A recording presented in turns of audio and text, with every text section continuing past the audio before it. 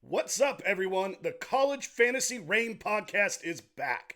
Today's kickoff show is geared to get you ready to jump into those summer mock drafts.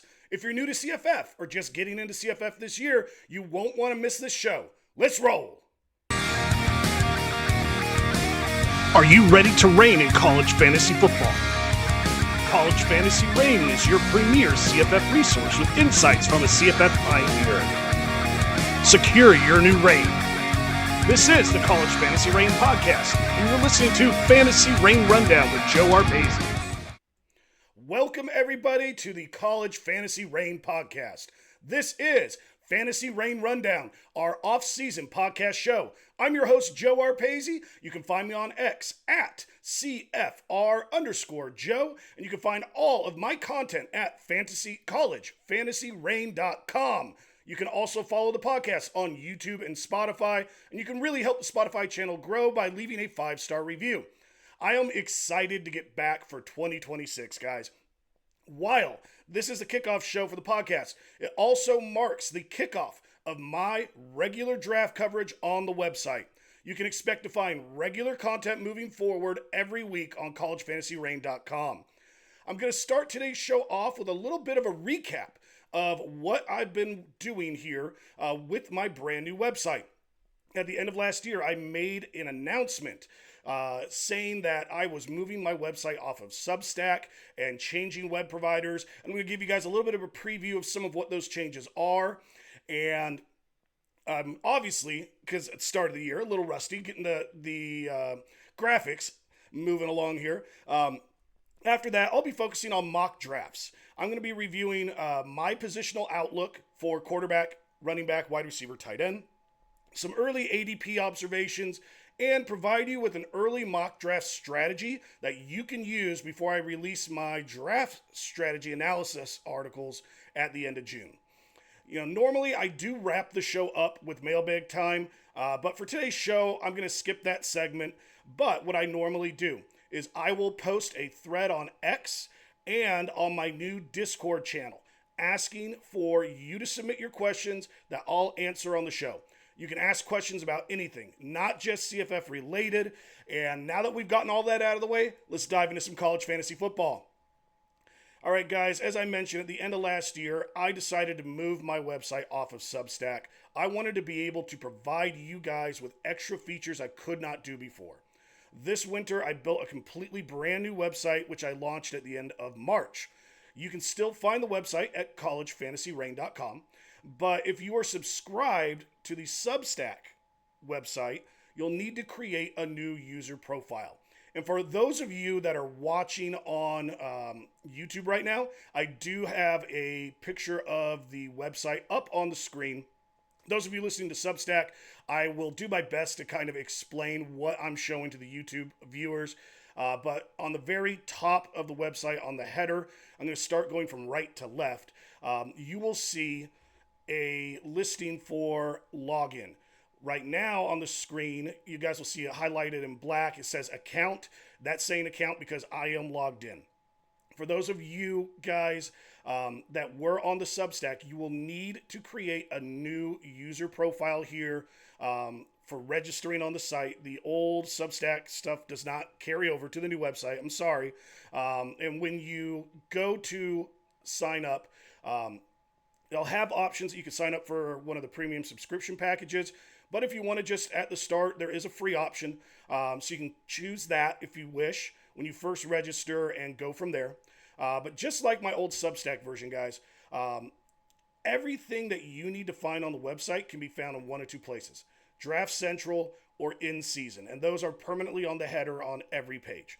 And what I'm going to do right now, guys, is I'm just going to take you through a little bit of a walkthrough of the website. I mentioned before, if you're going from right to left on the header, that's where you can go to the login screen. It'll have a link where you can register for a new account.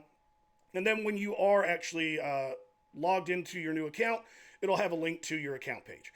Then going next to that is a link for Discord. I created a brand new Discord channel that is absolutely free for everyone to use. Right now, it's still in its infancy, guys, but this is going to be a home where if you just want to talk about college football, you can put up posts there. If you want to talk about college fantasy football, you can put up posts. If you want to ask me questions, you can put up posts. I will also be doing things on there specific for the podcast. So in the summer here, for the mailbag time section, I'll create threads where you guys can put your questions specifically for the show. I'll do that same thing during the season for the Stardom Situm podcasts. And anytime that I'm hosting mock drafts for a Diary of a Draft Man episode, you'll be able to also find posts there if you want to sign up and join. Next to that is the podcast page. This is a landing page for the podcast, and just to show it real quick, is that it does give you a little breakdown. If you're brand new to my site, my work, it gives you a little breakdown of the 3 different podcast shows that I put on. And then it's got links where you can go to the YouTube or Spotify channel and see the most recent episodes down there at the bottom. But you don't actually have to come here to view what I'm putting out.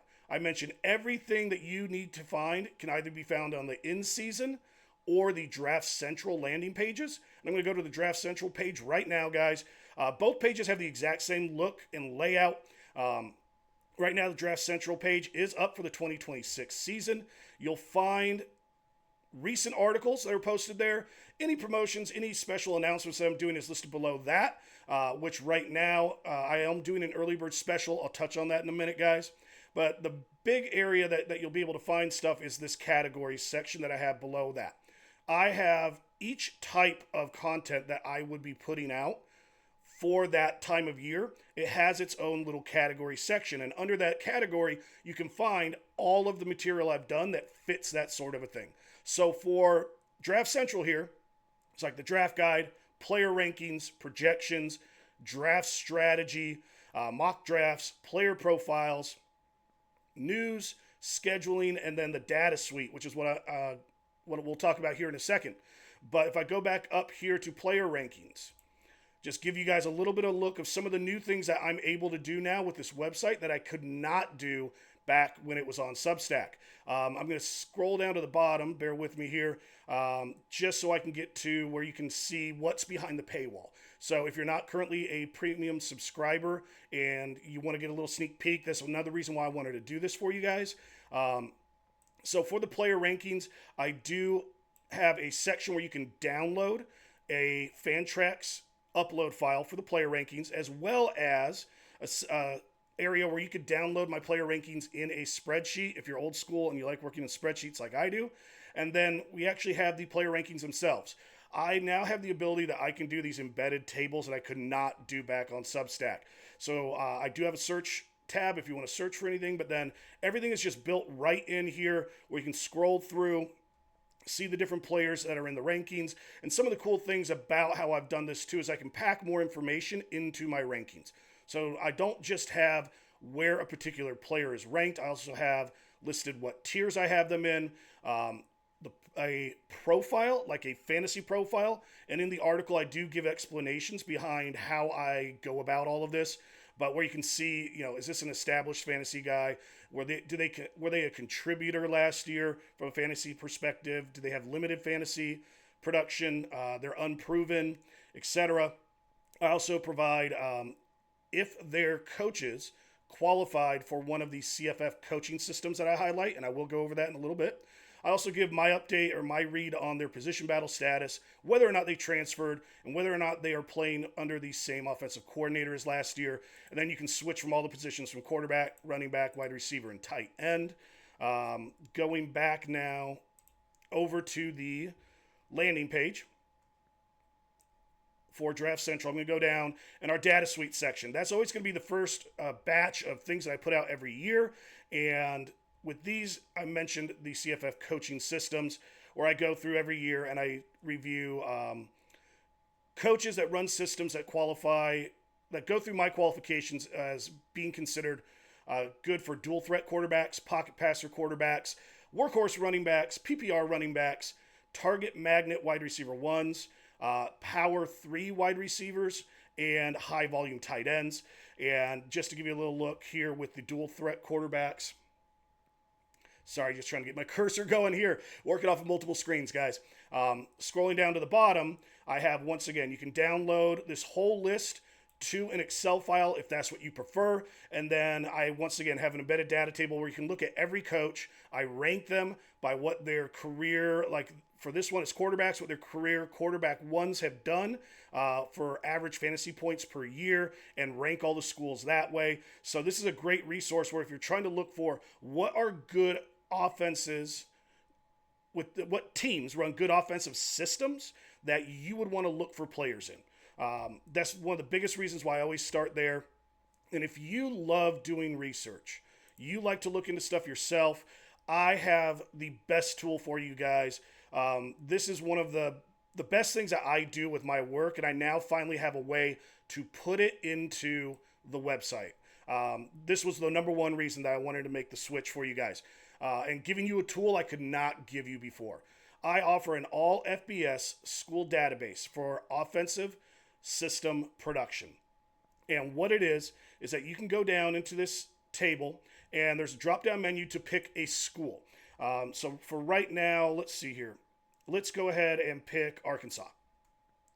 So you select a school, it'll tell you the coach on the upper right, Tim Cramsey, that's the coach that I've been tracking. And then any years where I have information that a coach has been a coordinator of some type or a head coach, it will have their stats going back to 2018 minus the 2020 season.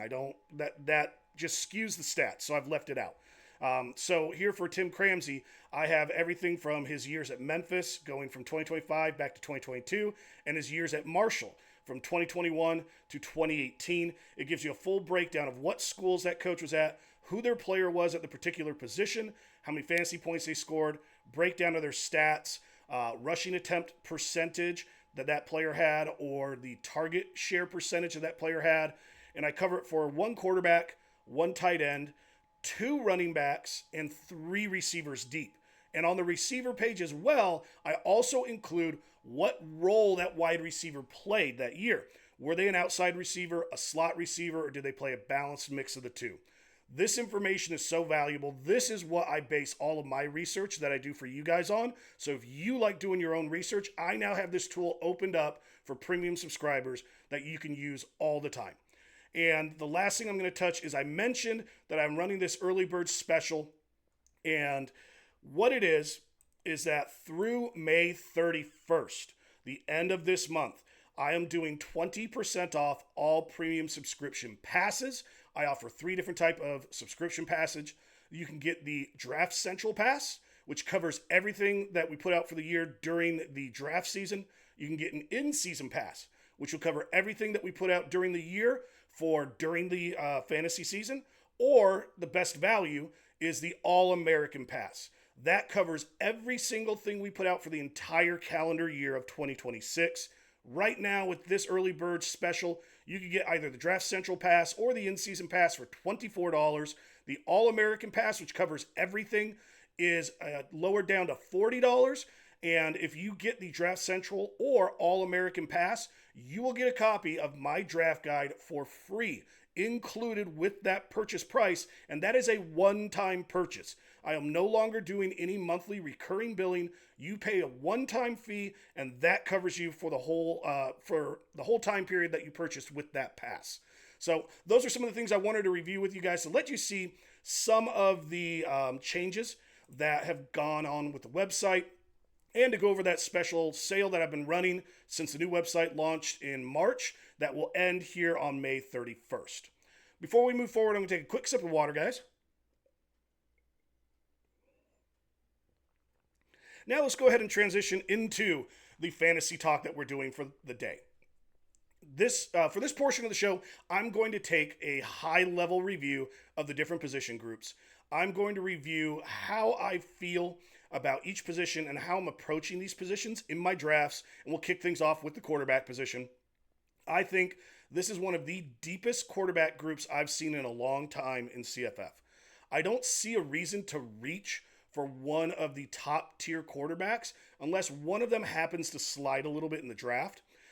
Because of this depth, it allows you to take a little more of a balanced approach for when you're grabbing your different quarterbacks. Quarterback runs sometimes may dictate that. But I do think that you don't have to reach early. You don't have to draft 2, 3 quarterbacks in a row. I do believe you can space them out because of how deep the position is.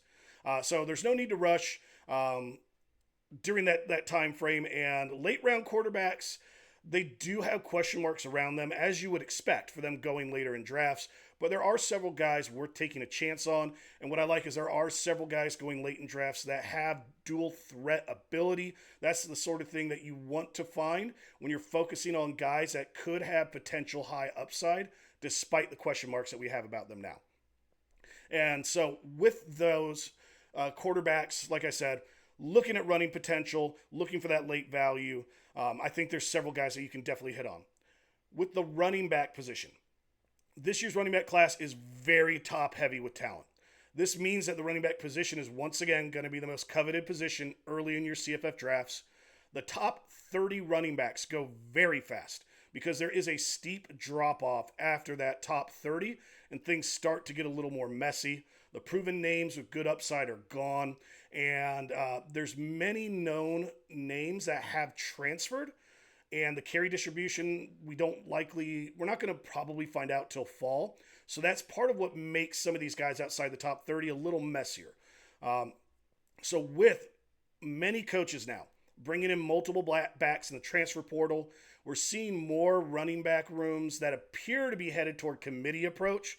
That's another thing that I think does muddy up the depth, the quality of the depth of the running back class this year. There's also new names that are pushing to take over the running back one roles that play in good CFF coaching systems. So that's kind of where I see the profile of the guys that you're going to be finding, especially like the middle part of drafts, is that these are going to be guys that are known names. We have seen them do stuff from a fantasy perspective before, but they've changed teams or they're in potential battles where we don't know the carry distribution, or they're these new names looking to become the new breakout guy in a good coaching system.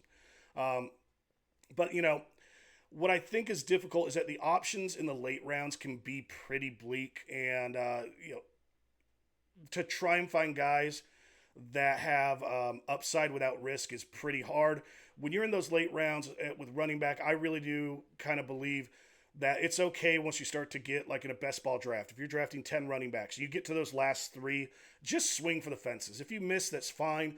We're going to find out more as in those first couple weeks of the season how some of these carry distributions are going to go. So it's okay if you swing and a miss, but ignoring the risk and focusing on the upside, I think, is key late with the running back position.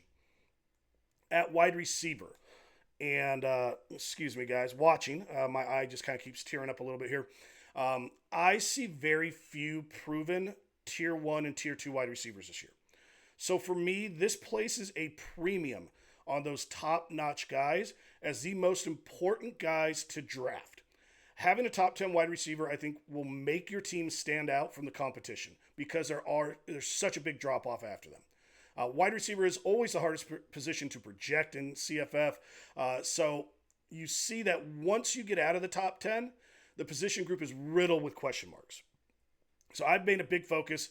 I want to get at least one top 10 wide receiver, even if it means I have to give up on a running back in the first round or two. I'm going to make sure that I get one of those linchpin receivers to anchor my wide receiver room. And I think it's very easy to draft too many projection plays early in a draft, and it could hurt your roster if they don't hit. I kind of like an approach of some guy, seeing guys that have proven production. There might be some question marks, but if it's not one of these guys that you're really doing a pure projection, where like, hey, we don't know if they have the job, but we do kind of like the system. We think they're probably the best. Those are guys that I'm calling these projection guys. And if you whiff in that top half of your wide receiver room, it could really hurt you down the road. So this takes precedent, I think, with guys that have higher 2025 production, like I mentioned. So some of that could be guys that we've seen that produce, and maybe they went to a change of offensive system, but it is going to be a good one. We know that they have that role. We know they can be productive. The only question mark out there is, okay, they're going into a new system. Just how good will the numbers be in year one? Those are some of those guys that I don't mind taking a risk on. One major problem right now with wide receivers is that many of the highly productive CFF coaching systems haven't figured out their pecking order yet. This makes it easy to reach too high for that player that might be wide receiver 1 right now, but could end up being wide receiver 3 by the fall. So your biggest risk in the last 10 rounds is shooting for consistency, like you would be looking for like in the top half of your wide receiver class. Those last 10 rounds, just shoot for upside. Ignore the risk because we all know new names will pop out in the first couple weeks of the season, and you can always replenish them if needed through the waiver wire. Last group that we're going to go over is tight ends. This is another big priority one that I see for the year. I only see 5 tight ends as being like the top guys that you can use week in and week out. And I think grabbing one of these tight ends should be a must on draft day. I prefer to wait for someone else to start that tight end run. But if you're drafting out on the edges, like in the spots of 1 through 3 or maybe like 10 through 12, you might need to be a little more aggressive if you so you don't miss out on one of those top 5. Because if a run starts right after you make your last pick, you could miss out on all of them. And I do think here that like if you do miss out on those top 5, the next tier of players beneath them do have good upside. I think there are about 8 tight ends that fit that group for that like second group of guys that I want to get at least one of them. I really like to try and get one tier 1 and one tier 2 guy, but if you miss out on a tier 1, I think you definitely need to try and strike and get 2 of these 8 guys that I see in that tier 2 group, and you definitely cannot miss on anyone from that group because the tight ends below them have way more risk involved. So waiting until the end of draft to get all your tight ends, which some people like to do, I think that's going to hurt you this year. Much like quarterback, I think you can wait for the right time to start drafting tight ends. And once you strike with that first tight end or 2, then you can be a bit more balanced and pick them up as you progress through the draft. All right, before we go into my ADP observations, I'm going to take another sip of water.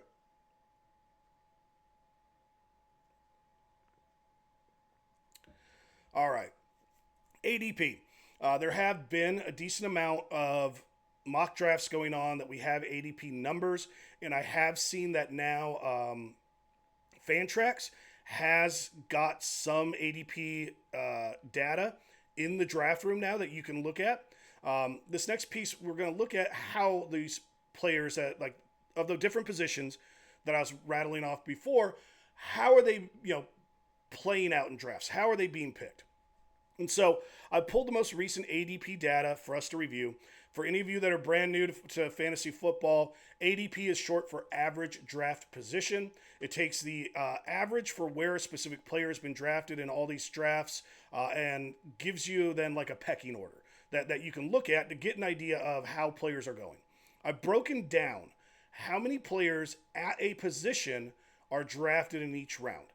This gives us an idea of where runs occur and gives us an idea of like a broader picture to know, hey, here's an area where you can lay off on one position to focus on another. I've broken down the ADP in 5-round blocks, and then I compare how each position is being drafted compared to the other in that 5-round block. So looking at the quarterback position, in rounds 1 through 5, there have only been 4 quarterbacks drafted. These are your tier 1 guys. This is the group that I said before I think you can pass on. It might be one of these, like if it's round 5 and you see a guy still sitting out there and he should have been drafted, I don't think that's a bad reach to get one of these guys in round 5, in the first 5 rounds. But that round 6 through 10, that's where I really feel like to go start staking your claim with quarterbacks. During those rounds of 6 through 10, you had 17 quarterbacks drafted. In rounds 11 through 15, you have 16 QBs drafted. And in round 16 through 20, you have 18 quarterbacks drafted. So pretty balanced mix of what we've seen from all of the drafts this year for those 15 rounds. It's pretty balanced, but I will say that the quarterback position is one of those. It can go on runs and go against ADP data, I think, a little more than other positions. So while we know you can stay drafted or balanced as you're drafting them, sometimes you're going to have to adjust during those rounds. So with that, like I said, with these 15 rounds of rounds 6 through 20, in these 5-round blocks, you got 17 drafted, 16 drafted, 18 drafted. The data combined with the balanced spread of the quarterback talent is why I'm mentioning kind of taking a balanced approach to drafting your quarterbacks, where I don't think you need to clump up too many QB picks altogether. These 15 rounds are where you're going to build that core of your running back room. You really want to have, if you're doing a best ball draft, you want to have 4 of your 6 quarterbacks nailed by the time you hit round 20. Rounds 21 through 25, now the numbers start to jump. 27 quarterbacks are drafted. This is the first block of rounds that we see an uptick. Things really jump up starting in round 23 for the frequency that these guys are being drafted. And some drafters are likely waiting. Some might wait to get their QB4 here. I think other drafters are probably jumping in, getting their QB5s before you hit the next round, the last 5 rounds of the draft, 26 through 30. Now we have the bigger jump. 40 guys are drafted. This is where everyone's taking their final shots. I kind of like the idea of, for me, I might take one shot at a quarterback here, and it probably would be in round 26. I want to just make sure, like I said, by round 20, my goal is to have 4 of them. I hit 21 through 25. I'm trying to pick up one more, and then 26, pick up one more. That's how I've been handling mine so far. And if we switch over now and talk about running backs, go through the same sort of a breakdown here. Rounds 1 through 5, 33 running backs are drafted. This is the most running backs drafted in the first 20 rounds of the draft, so you really need to make sure that you're hitting up that position in the first 5 rounds. You have to jump in to this running back room and secure your top running backs, or you will be struggling if you're doing it later. Rounds 2 through 4 have the highest volume of this 5-round block, and that's mainly because you're going to see more wide receivers go off the board in round 1 and round 5. So that's where I think a lot of people are trying to clump up their running backs in rounds 2, 3, and 4. Now going over the next groups here. Rounds 6 through 10, 18 running backs drafted. Rounds 11 through 15, 17 running backs drafted. This now, the demand now starts to cool off as the quarterbacks start coming in play, and we're noticing a pretty balanced number of 18 and 17 QBs being drafted. Part of the reason you see this is that the QB, running back, and receiver positions are being drafted pretty evenly during these 10 rounds.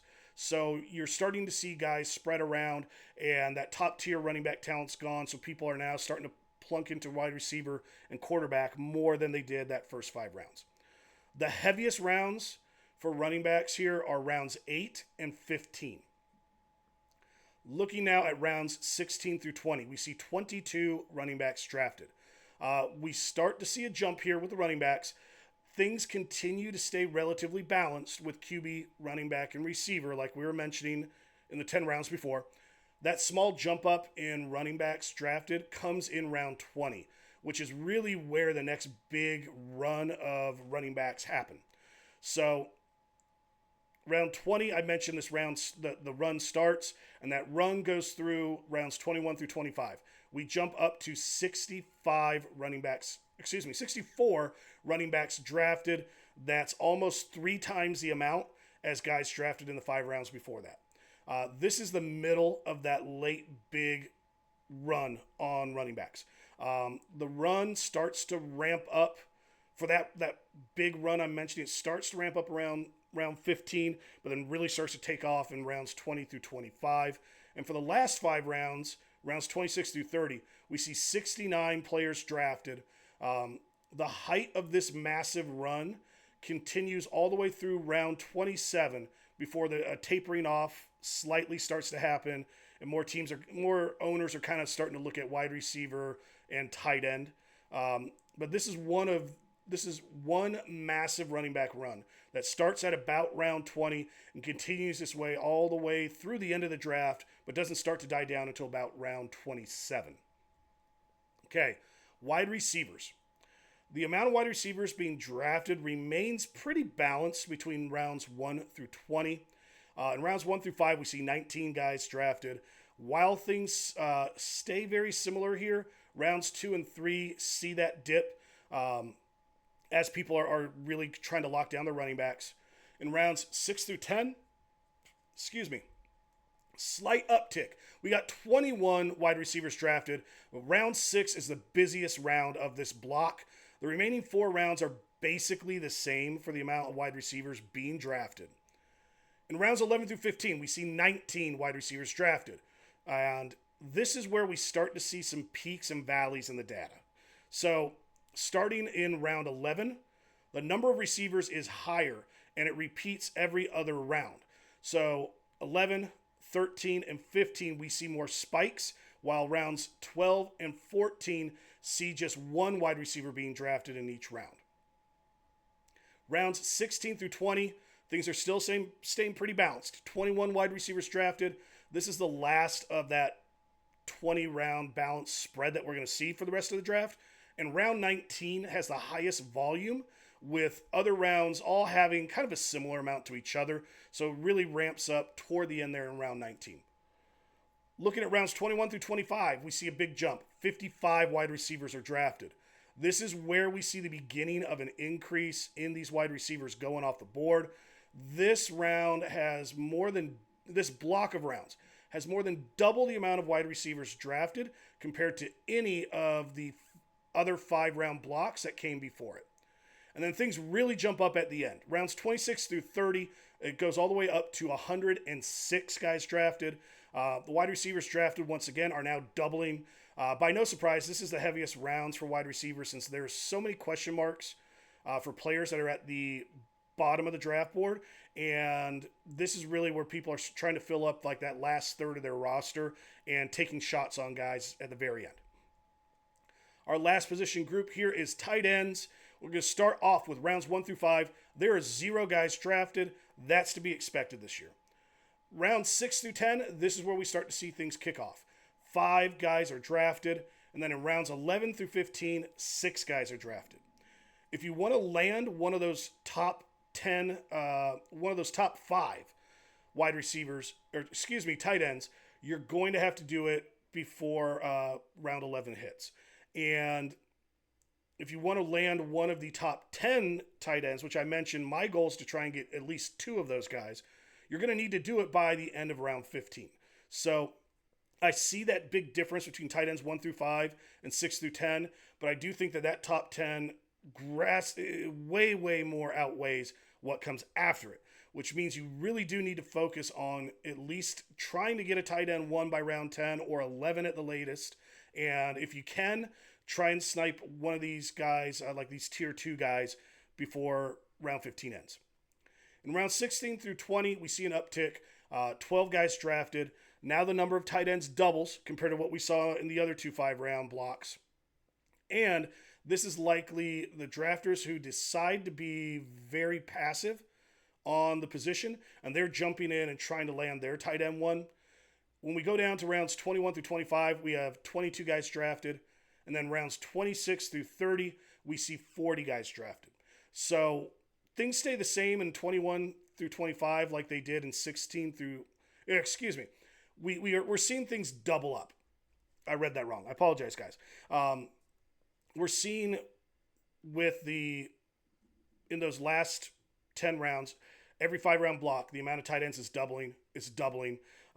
And with that, in those last 5 rounds, drafters tend to clump around rounds 26 and 27 or round 30 to get that final tight end. I've been the type, when I hit my last 5 rounds, I'm typically getting my last quarterback in round 26, getting my last tight end in round 27, and then my last 3 picks are all wide receivers. All right, going into draft strategy. I'm going to take a sip of water before I start dissecting what I've come up with here.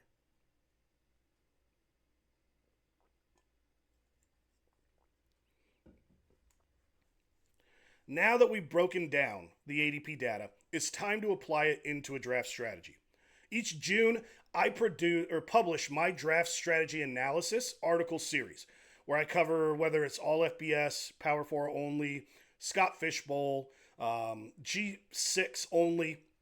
I'll break down how I get a strategy for going into those types of drafts.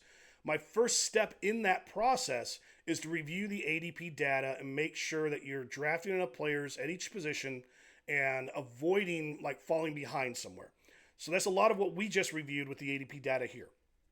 I also, in those articles, combine a specific set of instructions that I still have like fluidity, where it allows you to adjust while still having a structure to play off of. The main focus for the draft strategy is geared toward first-time CFF players or people who have played before but are just now maybe coming into their first couple of drafts. And that's what I'm presenting for you guys today. Really, if you've done 3 or 4 mock drafts, you probably are now tinkering and playing with different draft strategies. But I wanted to provide you guys with something that if you haven't been doing them, this can give you a structure to start with. And then you can play around within it. You can make adjustments, but it's been modeled off of that ADP data to make sure that you've got something that's not going to let you down. If you have been involved in multiple drafts, I think you could still find some nuggets of information in here that you can incorporate. So I don't think I'm strictly talking to just people that are brand new to CFF or doing their first couple of drafts. We're going to draft a roster makeup. So for a 30-round best ball, our roster makeup that we're putting together is going to be 6 running backs, 10 tight ends, 10 wide receivers, 4 tight ends. I think any year, if you don't have a strong tight end class, you need to do 4 tight ends. But I also think you could tweak this, and I have done it at times where if you spend a little more at the tight end position early and you have 3 real strong, solid guys, I would skip that 4th tight end and just draft an 11th wide receiver. Because of all the question marks at wide receiver in the back half of the draft, I do kind of like supplementing the wide receivers, but only if I've nailed at least one tier 1 tight end, at least one tier 2 tight end, and then maybe a tier 3. If all 3 guys to me look really strong together, that's the only time that I would make that tweak. So I'm going to review everything once again in 5-round batches with my suggestions on what to draft. And what I'm giving you is just how many players at each position should you look to draft. And then you can, within those 5 rounds, kind of piecemeal where you want to go. It allows you to react if somebody starts a run during those 5-round blocks. And another thing that you could always do too, let's say you're right up against 2 different 5-round blocks. So you're drafting in round 5. And round 6 says that's when you're going to get your first quarterback. But you see a run starting round 5. You can always take whatever that last position was that you were gonna draft for that round 1 through 5. You could always swap that, move up a position that's in the next block because a run is starting, and then just get that position that you dropped in round 6. So that is another little way that you can tweak this as well. So that's why I said this has structure to it, but it also has fluidity so you can adapt on the fly. So as we're going to start jumping into these rounds 1 through 5, I see a focus of getting 3 running backs, 2 wide receivers. As I mentioned earlier, I think getting 2 guys, if you can get 2 guys in the top 10, that's awesome. But I would say you want to aim to get at least 2 wide receivers in the top 15 guys. And then you're finding your spots for those 2 guys in the draft and then loading up at running back around them. And at the end of this group, our roster breakdown will just be the 3 running backs, the 2 receivers. That's going to be 30% of your running back room, 20% of your wide receiver room. I'm going to take another quick sip of water here, guys. All right, in round 6 through 10, now we're going to start to spread some things out a little bit. We're going to go with 1 quarterback, 2 running backs, 1 wide receiver, and 1 tight end. This gets you into that first run with the quarterbacks. The tight ends, if you're trying to land a top 5 guy, you're going to have to do it here. So both of those priorities come in and start to strip away picks from the running back and wide receiver position. But running back still has the main emphasis here with 2 guys being drafted where every other position is 1. This puts us into a roster breakdown. After 1/3 of the draft, you're going to have 1 of your quarterbacks, that's 17% of your room, 5 running backs. 50% of that running back room will be filled by round 10, and you're going to have more of these higher end stable guys or upside guys that don't have as many question marks. So that's the biggest takeaway from these first 10 rounds. Lock down half of your running back room. Wide receivers is 3, just because that's the most we can kind of squeeze in while trying to get a quarterback and tight end in rounds 6 through 10. So we're at 30% of our running back room, but we were heavier in that first 5 rounds than we were in the second 5 rounds. So that allows us to kind of ease off on wide receiver here a little bit. And then we've secured one of our tight ends, 25% of that room. All right, rounds 11 through 15. Since we've got that top tight end, a top 5 tight end, we are going to go ahead and skip that here. And this is where quarterbacks will really start to go quickly. So we're going to get 2 quarterbacks, and we're going to pair that with 2 more running backs, with 1 wide receiver kind of being that leftover spot once again.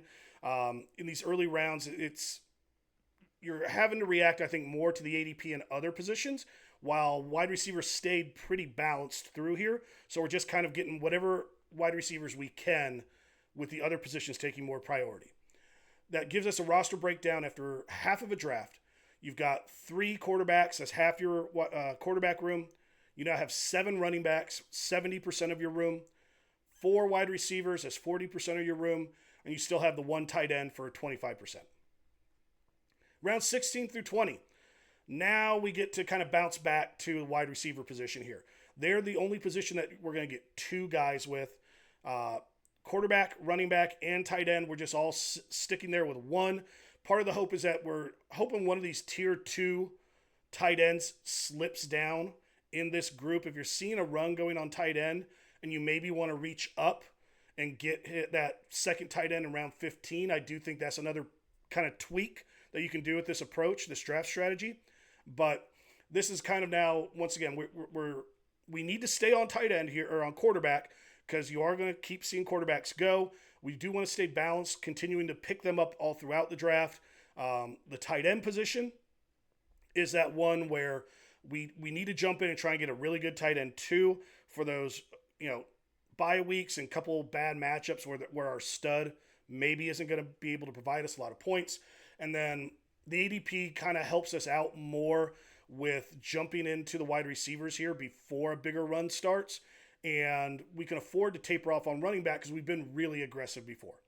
So we now have 67% of our quarterback room done, 80% of our running back room done, 60% of the wide receiver room, and 50% of the tight end room done through 2/3 of this draft.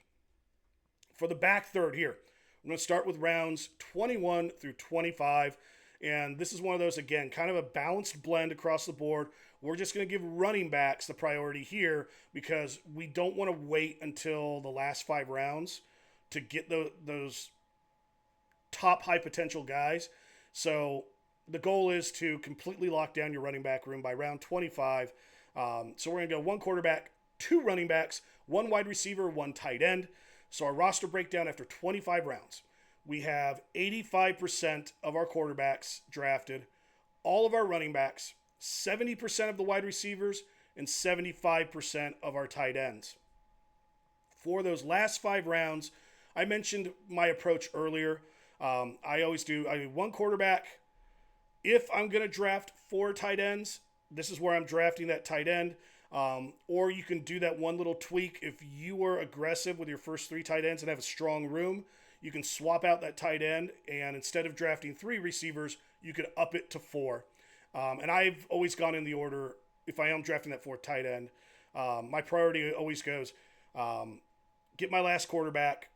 If I'm drafting a tight end, get him next, and then save all my wide receivers for the very last picks. By the time we're done with that, we have that roster breakdown of 6 quarterbacks, 10 running backs, 10 receivers, and 4 tight ends, unless you swapped that 4th tight end for an 11th wide receiver. Okay, guys, I'm going to go over some announcements here as we're wrapping up the show. As I mentioned earlier, I did move the site off of Substack. It means that if you were a Substack user, you are going to need to register a new profile on the new website Today is the start of my regular draft season content. So you don't want to miss out on anything coming up. If you go and you register, even as a free user, you're going to get email updates every time I'm posting new content on there. And you can take advantage through May 31st of my early bird special, where I'm offering 20% off all of my premium subscription passes. You guys still have a couple of weeks here that you can take advantage of it. So jump over to collegefantasyrain.com. Take advantage of the sale before it's too late. Once June 1st hits, it is all over and this sale will end. And as I mentioned previously, another change that I can now do by moving off of Substack, all premium subscription passes are now a one-time purchase. You will no longer have to deal with any recurring monthly billing.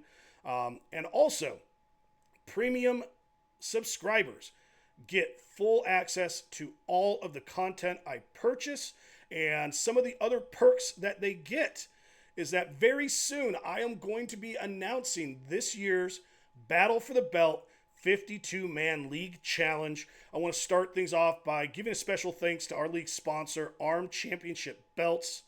They do an amazing job coming up with a custom design for the belts that we give away. And the two of us have increased our partnership for this year. They have doubled the budget that I get to put into the belt that we're giving away.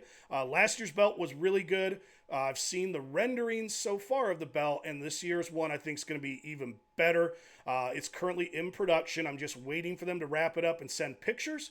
Once I get those pictures, I can then give the full announcement of everything that's happening, and that includes the great special contestants that I have lined up to be in this contest. So myself and 3 other CFF personalities will all be competing in this against 48 of my premium subscribers. All premium subscribers will be entered into lottery drawings to see if they get to enter this league and get to battle for that awesome custom belt that I'm going to be unveiling later. And last but certainly not least, my 2026 CFF Draft Guide will be coming out in late June. If you are a premium subscriber that purchased the Draft Central Pass or the All-American Pass, you will get this draft guide included in your subscription purchase. It is free when you get a premium subscription pass. I'm working hard behind the scenes right now, guys, to make this thing the best draft guide I've done so far. For those of you that are watching on YouTube, I've got a picture of the cover that has been finished. I've also been promoting that on X. So once again, I'm also going to say, follow me on X at CFR_Joe. That's where you're going to get the most up-to-date information, posting news, things that I find, and also other great content from different creators in the CFF space. I apologize, guys. My finger twitched. I was going to say that is it for today's Fantasy Reign Rundown show. Please follow on YouTube and Spotify. I want to thank you for joining the College Fantasy Reign podcast. Your CFF reign starts here.